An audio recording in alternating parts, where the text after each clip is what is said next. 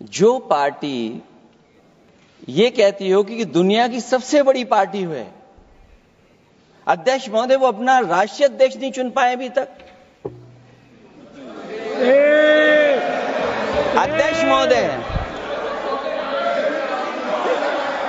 अध्यक्ष महोदय भारतीय जनता पार्टी क्या है? मैं अखिलेश जी ने बहुत हंसते हंसते कहा है, इसको हंसते हंसते जवाब देना। इस सामने जितनी पार्टियां हैं उनका राष्ट्रीय अध्यक्ष उन 5 लोगों को ही चुनना है परिवार के। हमें माननीय अध्यक्ष जी करोड़ों सदस्यों में से 12-13 करोड़ सदस्य प्रक्रिया कर कर चुनना है तो देर लगती है, आपके यहां जरा भी देर नहीं लगेगी। मैं कह देता हूं अभी 25 साल तक आप अध्यक्ष हो जाओ, नहीं बदल सकता। मैं और अपने दल और साथियों के साथ कहता हूं कि समाजवादी पार्टी जिनका विरोध करती है, वोट पड़ेगा तो हम इसके खिलाफ वोट डालने जा रहे हैं। नाकामी का पर्दा इस बार है वक्फ बिल, और नाकामी कोई एक आध नहीं है, मैं कई नाकामियां बता सकता हूं। ये नाकामी का पर्दा इस बार वक्फ बिल बना है। जब ये कह रहे हैं कि इससे कारोबार होगा, अध्यक्ष महोदय धर्म की चीजों से कारोबार नहीं हो सकता। वक्फ की जमीन से बड़ा मुद्दा वो जमीन है जिस पर चीन ने अपने गांव बसा लिए हैं, लेकिन कोई बाहरी खतरे पर सवाल बवाल न करे, इसलिए ये बिल लाया जा रहा है। जब देश के अधिकांश राजनीतिक दल वक्फ बिल के खिलाफ हैं, तो उसे लाने की जरूरत क्या है? जो जिद क्यों कर रहे हैं सरकार?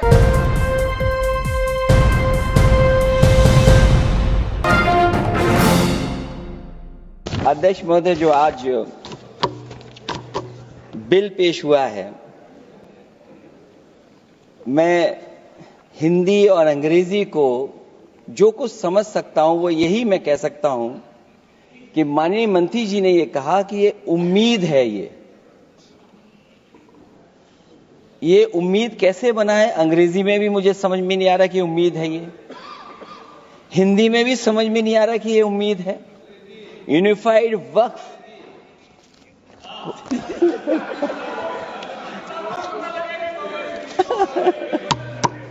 अध्यक्ष महोदय, यूनिफाइड वक्फ मैनेजमेंट, अध्यक्ष महोदय, अध्यक्ष महोदय, मैं समझ सकता हूं कि मैं वो बात छेड़ना नहीं चाहता था, लेकिन क्या करूं, मजबूरी है अब।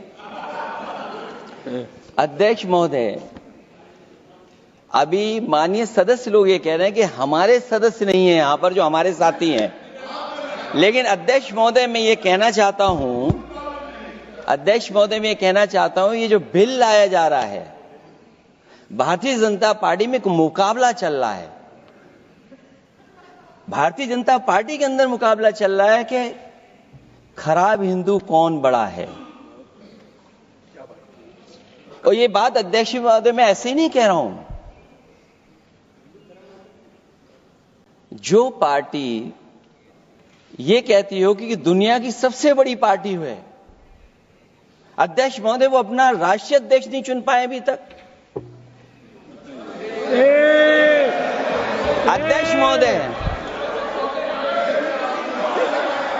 अध्यक्ष महोदय भारतीय जनता पार्टी क्या है?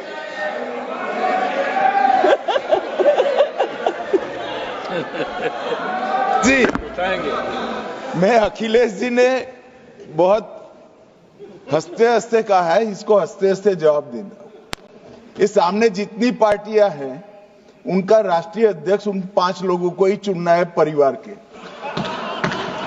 हमें माननीय अध्यक्ष जी करोड़ों सदस्यों में से 12-13 करोड़ सदस्य प्रक्रिया कर कर चुनना है तो देर लगती है, आपके यहां जरा भी देर नहीं लगेगी। मैं कह देता हूं अभी 25 साल तक आप अध्यक्ष हो जाओ, नहीं बदल सकता। अध्यक्ष महोदय, क्योंकि जो बात निकल के आई है वो मैं फिर आगे बढ़ा दूं। अध्यक्ष महोदय, जो बात सोशल मीडिया या और जगह गुपचुप हो रही है, कहीं ऐसा तो नहीं था कि अभी कुछ दिन पहले यात्रा जो हुई है वो कहीं 75 वर्ष की एक्सटेंशन वाली यात्रा तो नहीं थी। अध्यक्ष महोदय, ये जो इस बार जो वक्फ बिल आया है, नाकामी का पर्दा इस बार है वक्फ बिल। और नाकामी कोई एक आध नहीं है, मैं कई नाकामियां बता सकता हूं। अभी मैं माननीय सदस्यों को सुन रहा था, वो पुराने कई बिल उनके बारे में चर्चा कर रहे थे कि कितने प्रोग्रेसिव बिल लेकर के आए हैं। मुझे याद है मैं उत्तर प्रदेश में उस समय था और मुझे लगा कि शायद इनकी वो बात ठीक होगी। एक ये बहुत तैयारी के साथ फैसला लेकर के आए थे और फैसला ये लिया था आधी रात के आज के बाद नोट नहीं चलेंगे, नोट बंद हो जाएंगे। अध्यक्ष महोदय, उस नोटबंदी नाकामी के बारे में भी तो चर्चा हो जाए कि अभी भी न जाने कितनी जगह पर कितना रुपया निकला जा रहा है, कितना निकल करके आ रहा है। केवल नाकामी नोटबंदी की नहीं, नाकामी बेरोजगारी की भी है, नाकामी महंगाई की भी है, नाकामी किसान की आय दोगुनी नहीं कर पाए वो भी इनकी नाकामी है।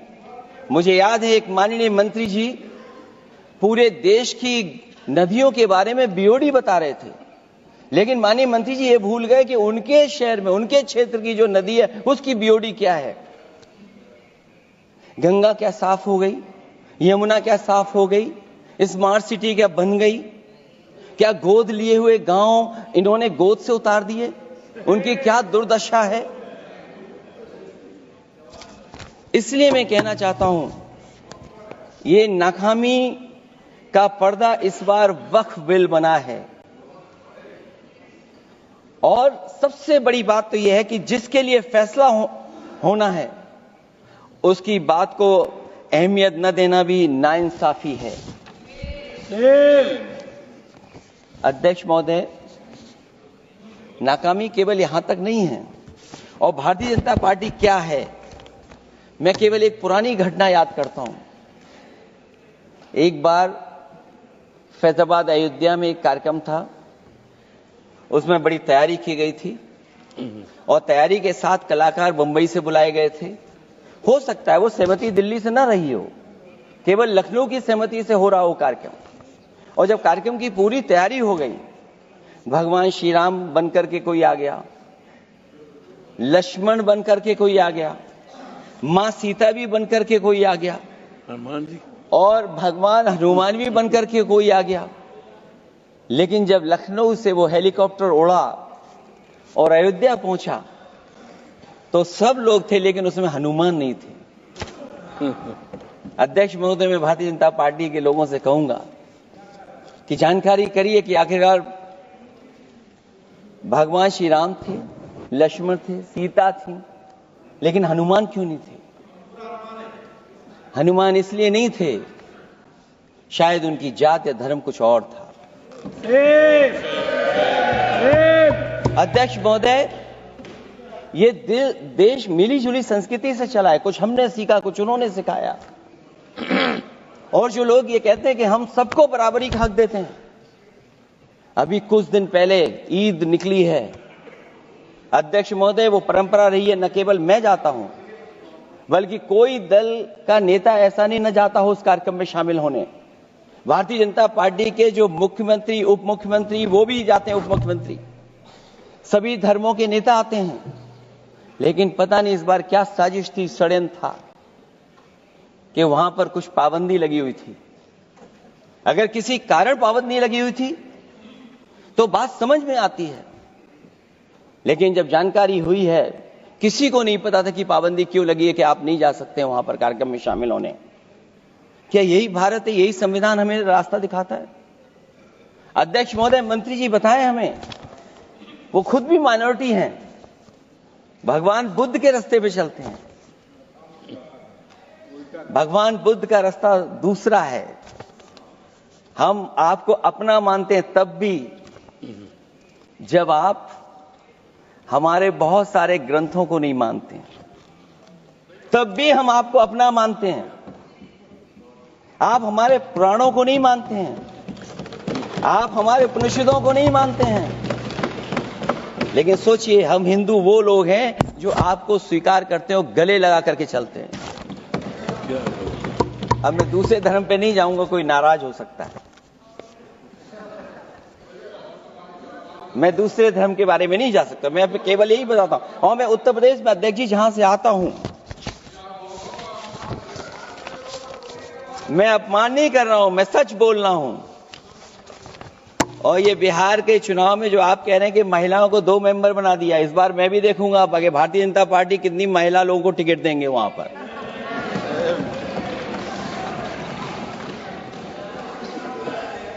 अध्यक्ष महोदय, भाजपा जब भी कोई नया बिल लाती है तो वो अपनी नाकामी छुपाती है। भाजपा वाले मुसलमान भाइयों की वक्फ की जमीन चिन्हित करने की बात कर रहे हैं, जिससे महाकुंभ में जो हिंदू मारे गए हैं या खो गए हैं उनको चिन्हित करने की बात पर पर्दा पड़ जाए। अध्यक्ष महोदय, मुझे खुशी इस बात की कि हमारा धर्म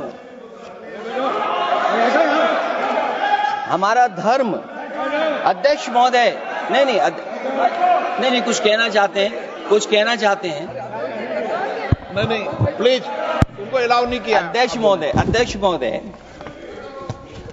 कुंभ में आस्था सबकी है, कोई ऐसा नहीं जिसकी आस्था ना हो। और कुंभ कोई पहली बार नहीं हो रहा था।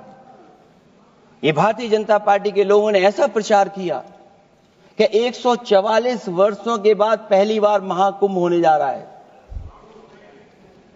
और लोग निकल पड़े। सरकार ने कहा कि हमारी तैयारी 100 करोड़ की है। आप कहते टेक्नोलॉजी का हम इस्तेमाल करेंगे, जमीनों को हम मैपिंग कर करके डेटा एंड रिकॉर्ड ठीक करेंगे। अध्यक्ष महोदय, ये बताएं कि वो 30 लोग कौन थे, उनके नाम क्या थे जिनकी जान चली गई, न केवल जान जाने वालों की, बल्कि अध्यक्ष महोदय ये सरकार बताए कि जो लगभग 1000 हिंदू खो गए हैं, जो अभी तक नहीं मिले, जो अभी तक नहीं खोज पाए हैं, वो 1000 हिंदू की सूची कहां है? और फिर धर्म कारोबार की बात है, जो ये लोग गोली।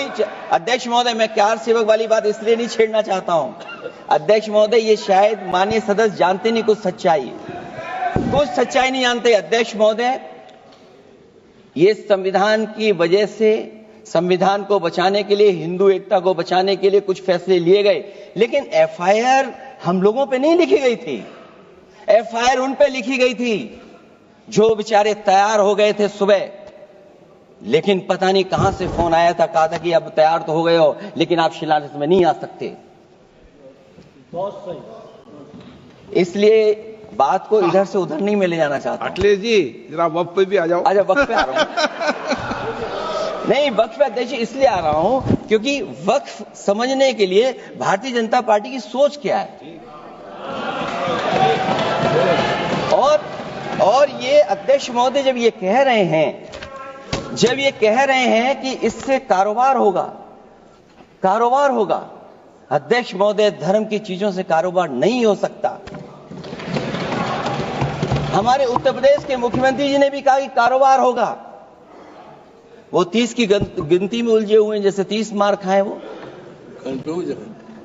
उनसे पूछा कि जान कितनी गई, वो 30। उनसे पूछा कि कारोबार कितने का होगा, 30 गुणा 10,000 करोड़। सोचिए, कुंभ हमारा क्या कारोबार की जगह है? और फिर उसका कौन नापेगा, कैसे नालाएगा? और फिर हमारे माननीय मंत्री जी कह रहे हैं कि जमीन, चाहे वो रेलवे की हो, चाहे वो डिफेंस की हो, वो भारत की जमीन है। मैं भी स्वीकार करता हूं कि रेलवे की जमीन भी भारत की है, डिफेंस की भी जमीन भारत की है। क्या डिफेंस की जमीन नहीं बेची जा रही मंत्री जी? अध्यक्ष महोदय, क्या रेलवे की जमीनें नहीं बेची जा रही हैं? अध्यक्ष महोदय, केवल यहां तक नहीं, कितना हस्तक्षेप होता है। वक्फ भी भारत के, इसीलिए तो कहीं ना कहीं वक्फ की जमीन से, अध्यक्ष महोदय, माननीय मंत्री जी बताएं, और मुझे उम्मीद है कि जब जवाब देंगे तो बताएंगे कि वक्फ की जमीन से बड़ा मुद्दा वो जमीन है जिस पर चीन ने अपने गांव बसा लिए हैं, लेकिन कोई बाहरी खतरे पर सवाल बवाल न करे, इसलिए ये बिल लाया जा रहा है। और माननीय मंत्री जहां से आते हैं, जिस प्रदेश से आते हैं, कम से कम ये तो बताएंगे कि वहां कितने चीन ने गांव बसा लिए, घर बन गए हैं। अध्यक्ष महोदय, आपके माध्यम से सरकार गारंटी दे कि वक्फ की जमीन कभी भी किसी भी पैतरेबाजी से किसी और मकसद के लिए किसी और को नहीं दी जाएगी। वक्फ की वर्तमान व्यवस्था में चाहे 5 साल के धर्म पालन की पाबंदी की बात हो, या कलेक्टर से सर्वेक्षण के हस्तक्षेप की बात हो, या वक्फ परिषद या बोर्ड में बाहरियों को शामिल करने की बात हो, इन सब का उद्देश्य मुस्लिम भाइयों के सार्वजनिक अधिकार को छीनकर उनके महत्व और नियंत्रण को कम करना है। ट्रिब्यूनल के निर्णय को अंतिम न मानकर उच्च न्यायालय में लेकर जाने की अनुमति देना दरअसल जमीनी विवाद को लंबी न्यायिक प्रक्रिया में फंसाकर वक्फ भूमि पर कब्जों को बनाए रखने का रास्ता खोलेगा। सबसे बड़ी बात यह कि वक्फ बिल के पीछे की न तो नीति सही है, न नियत। ये देश के करोड़ों लोगों से उनके घर दुकान छीनने की भी साजिश है। भाजपा एक अलोकतांत्रिक पार्टी है, वो असहमति को अपनी शक्ति मानती है। जब देश के अधिकांश राजनीतिक दल वक्फ बिल के खिलाफ हैं, तो उसे लाने की जरूरत क्या है, जो जिद क्यों कर रहे हैं सरकार। वक्फ बिल का लाना भाजपा की सियासी हट है। वक्फ बिल भाजपा की सांप्रदायिक राजनीति का नया रूप है। वो तो आपको काटेगा, और इसलिए काटेगा कि अध्यक्ष महोदय बाहर ये लिखते हैं सत्यमेव जयते, बाहर है लिखते सत्यमेव जयते, भाजपाई अंदर असत्य बात कहते। भाजपा वक्फ बिल लाकर अपने उन समर्थकों का तुष्टीकरण करना चाहती है जो भाजपा की आर्थिक नीति, महंगाई, बेरोजगारी, बेकारी और चौपट अर्थव्यवस्था से उसे छटक गए हैं। क्योंकि अध्यक्ष महोदय, जब से वोट में गिरावट आई है, और खासकर उत्तर प्रदेश में भी, तब से भारतीय जनता पार्टी की कोशिश है कि अपना वोट कैसे संभाला जाए। ये वोट को संभालने के लिए बिल लाया गया है। भाजपा का लक्ष्य वक्फ की जमीनों पर है। इन जमीनों का नियंत्रण अपने हाथ में लेकर इन जमीनों को पिछले दरवाजे से अपने लोगों के हाथों में दे देना चाहती है। भाजपा चाहती है कि वक्फ बिल लाने से मुस्लिम समुदाय को लगे कि उन पर हक को मारा जा रहा है, वो उद्वेलित हों और भाजपा को ध्रुवीकरण की राजनीति करने का मौका मिल सके। क्योंकि अध्यक्ष महोदय, भाजपा का लक्ष्य यह है कि ध्रुवीकरण हो, क्योंकि वो जानते हैं कि ध्रुवीकरण जितना होगा उससे वो लाभ उठाने में आगे रहेंगे। तो ये वक्फ बिल जो लाया जा रहा है, वो अपनी वोट बैंक को संभालने के लिए और समाज को बांट करके ध्रुवीकरण करके राजनीतिक लाभ लेने के लिए लाया जा रहा है। और अगर इसके लिए नहीं लाया होता तो पहले से जो जितने फैसले लिए सरकार ने, क्या उससे देश और प्रदेश में कोई बड़ा बदलाव आ गया है? अगर स्मार्ट सिटी का बात करें तो कितनी स्मार्ट सिटी बन गई है आपकी। आपके नोटबंदी की वजह से न जाने कितना रुपया कहां निकल रहा है, और डर तो ये लगता है कहीं भाजपा वाले दूसरों के पैसा रख करके न पकड़वा दें। वक्फ बिल के आने से पूरी दुनिया में एक गलत संदेश भी जाएगा। इससे देश की सेकुलर इमेज को बहुत धक्का लगेगा। वक्फ बिल भाजपा की नफरत की राजनीति का एक और अध्याय है। मैं अंत में कहना चाहता हूं कि अभी तो आपने साथी संभाल लिए हैं, एक साथी तो मुझे दिखाई नहीं दे रहा है, और हमारे जिनका हमने सम्मान किया हमें कहां ले गए आप, और हमें यहां छोड़ गए आप, हमें छोड़ गए। हमें देखिए सभापति महोदय देखिए राजनीति क्या है। हमने आपका हाथ पकड़ा और हम यहां आ गए, और आप हमारा हाथ छुड़ा करके वहां चले गए। इसलिए देखिए कब हमारा इनका हाथ मिल जाए। और मैं अध्यक्ष सभापति महोदया ये कहना चाहता हूं कि वक्फ बिल भाजपा के लिए वाटरलू साबित होगा, क्योंकि ऊपर से तो हाँ हाँ कह रहे हैं, लेकिन अंदर ही अंदर बहुत सारे साथी सहमत नहीं है। मैं अंत में इतना ही कहना चाहता हूं कि ये वक्फ बिल जो लेकर के आए हैं, कोई उम्मीद लेकर के नहीं आ रहा है। ये सोची समझी रणनीति का हिस्सा है, क्योंकि इनका जो बोर्ड बिखर गया है, ये मुस्लिम में भी बंटवारा चाहते हैं। मुस्लिम इस्लाम धर्म में कहीं बंटवारा नजर नहीं आता है, लेकिन इनकी कोशिश है कि इस बिल के माध्यम से हम मुस्लिम भाईचारा में भी बंटवारा कर दें। बंटवारा तो पीडीए करेगा। अभी देखिएगा सभापति महोदया, हमारे एक सदस्य कह रहे थे कि चुनाव बहुत अच्छा होता है। इनसे बेहतर किसने चुनाव देखा होगा? चलिए धन्यवाद। वोट ही नहीं डालने दिया। सभापति महोदया, मैं धन्यवाद देता हूं। मैं और अपने दल और साथियों के साथ कहता हूं कि समाजवादी पार्टी बिल का विरोध करती है। वोट पड़ेगा तो हम इसके खिलाफ वोट डालने जा रहे हैं।